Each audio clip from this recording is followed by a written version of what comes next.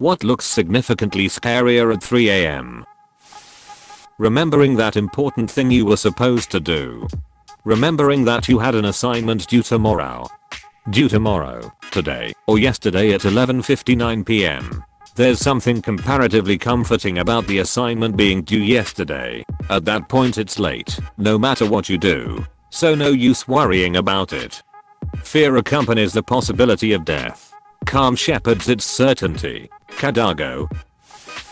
At a sleepover in 8th grade, a group of us usually took turns having them at different people's houses. This time was at one girl's house I had never been to. Sometime in the early morning hours I went to get my charger. When I came back down my eyes took a minute to adjust to the dark. I saw someone standing over by the window, but they were inside. And they were tall. We were small 8th graders and this thing was like 6 feet, so it couldn't have been one of them.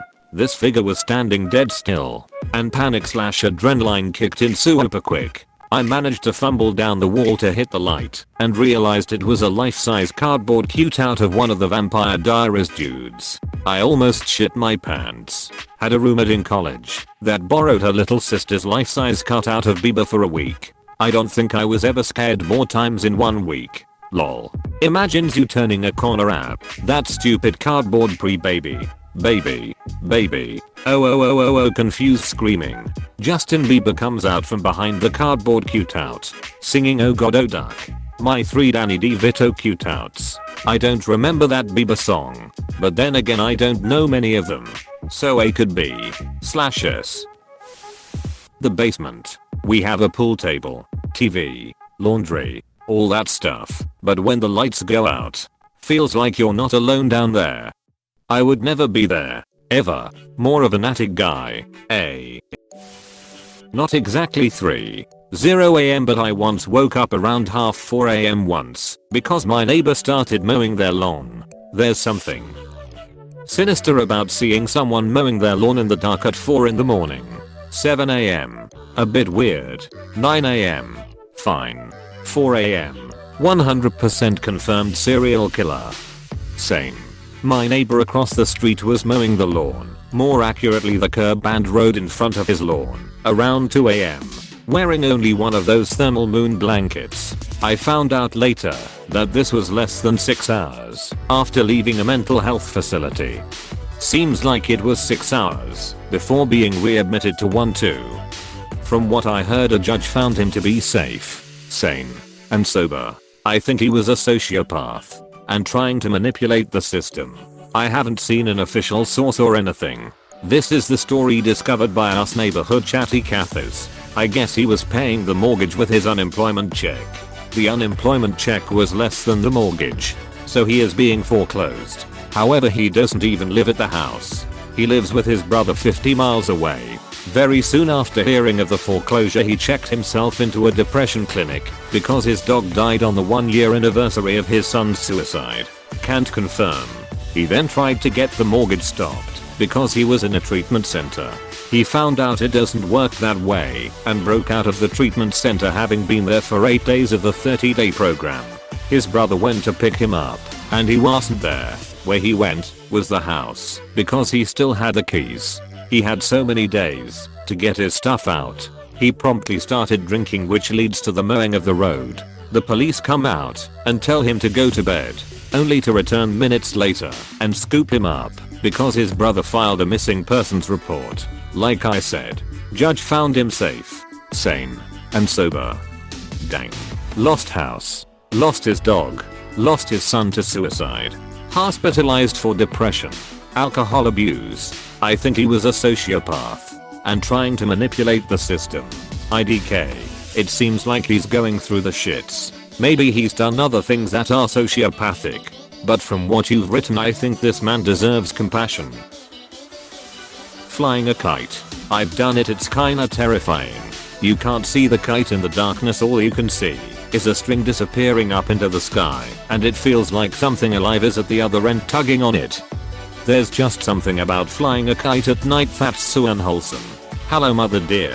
CTRL plus F kid who wasn't disappointed. Children. My oldest used to come stand next to me to wake me up, but for some ungodly reason, would put his blankie over his head and tap me. No. My oldest child once woke me up in the middle of the night when he was about 7 yo. He was covered in blood. It was in his hair, on his shirt. I screamed. I jumped out of bed and see the blood on the bedroom door. Straight up like a horror movie. Turns out he had a nosebleed and tried to clean it up. It was all over the bathroom too. Horrible way to wake up. I've been through the same thing with my kids. Definitely makes it harder to go back to bed. Exactly. I was shook. What was his reaction? At 7. Dead of night and nose bleeding profusely. I'd probably have figured him gonna die. My cat that likes to sit on the power button to my CPAP, that I need to live at night. The little bastard. So I wake up from suffocating, and I see this furry ducker just looking at me like he trying to kill me. Can you put a box or a cage around the machine so your cat doesn't kill you? A person under a street lamp. Holy cow, you just brought back a memory. When I was about 12 or 13 I was sleeping over at my best friend's house. I woke up in the middle of the night, around 2 or 3 am, and heard what sounded like a voice through the open window. In the backyard, under a tree, was a man talking on his cell phone. Their yard was totally fenced in, so it's not like he could have wandered in by accident. He was speaking into a cell phone in a low voice. Now, when I was younger I had an anxiety fixation on being murdered, so this basically felt like my worst nightmare come true. I watched him pacing back and forth and talking for a few minutes just to make sure I wasn't imagining it. I finally woke my friend up and she looked out the window and saw him too. So she went to wake her parents. I laid down and tried to calm myself down. By the time they came back, he was gone. My friend was initially adamant that she had seen him too, but after her parents insisted it wasn't true, she agreed that it could have just been shadows. I still have no idea what the duck that guy was doing. Drunk guy frantically calling a cab after waking up from a blackout in a random person's backyard. Sounds like a good time. Ever been at sea and looked at the open ocean at night? The water is lit up by the boat, but as you look farther, it's just a void. Makes you feel really small. Even better, get a mask on and jump off the boat at night. Swim about 10 feet away. It will feel like 10 miles. Look down and imagine what inhabits this featureless blackness as you kick your legs to stay afloat. It's a serious thrill. What do you do to unwind at the end of the day? Play a little Russian roulette, chicken with freight train, eat some gas station sushi, little mobile above the bed. But it's Damocles sword. Me and my family were once all awake just gossiping and stuff. And then we went quiet for a moment. We started hearing a baby aggressively cry. The stray dogs started barking too. Suddenly some of the dogs started making that squeaking noises like they do when they get hurt. And the crying started to get louder. We tried looking out the window, but we can only see some dogs barking facing at a dark place. What was even more scary is the fact there was no baby in our neighborhood yet. Fun fact, there used to be a serial killer that would play a recording of a baby crying in order to draw women out of their homes. Wait. Why are you taking your pistol with you? I heard a baby. Just to be sure, apostrophe. Gotta stop the crying somehow. Ooh up. Hold up now for a second. A helium balloon floating in an unlit hallway. I almost fought him. So that reminds me of my experience. I was walking my dog in the dark hours before the sun had arisen. She starts doing her business, begins looking around, and all of a sudden stops mid-poop. My husky doubled in size as every fiber of fur stood on end. I look in the direction she's staring at, and it's over by the big box truck and dumpster at the opposite end of the parking lot. Probably dumpster divers or raccoons. IDK. She doesn't get rattled often, so it was only mildly concerning. I grabbed a doggy bag and started picking up her mess, and this otherwise quiet, timid creature of mine begins to emit a growl that would make a child cry from some primal calling in her ancestry. And then I see something out of the corner of my eye move from behind a tree. This thing is slowly just going up and going down. Right behind this giant ass tree, about the size of a human's head, peeking out. sizing me up. I grew up in Bigfoot mountains with bears and shit. I don't have many skin crawling moments in my life, but that was up there. I ready the now filled poo bag, as I will literally sling this shit in self-defense. As I nudged my one-ape wolf warrior back onto the asphalt to give this tree a wide berth to go back inside, when I see the red glint and manage to get a good enough look to see some mofo's mostly deflated happy birthday balloon caught on the mirror of the damn box truck. It was right around the release of it, chapter 2. So it's not like seeing a balloon was super comforting either. That mental image of being watched was perfect for trying to get to sleep at nearly 3 in the morning. The outline of your 5-year-old child standing in the hallway, staring at you mutely until you hear a quiet, rasping da-da-da-I. She needs to go to the bathroom. Me too. Honey, me too. Even worse if you don't have kids. Or if it's the kid from basement. Like, how did they get out? Your phone going off with a loved one's name on it. Yeah, the day my grandma died I was woken up by my granddad calling me around 5 AM. Nobody was awake and nobody answered. The call woke me up and I had the opportunity to answer. But my lazy ass thought he didn't mean to call me as he's usually up early. I missed the call and never had a chance to say goodbye or potentially do something to help. 7 months later it still makes me feel depressed, and I never put my phone on silent anymore. In case you haven't talked to a psychologist, do it as soon as possible. Those kind of thoughts get more and more harmful with time.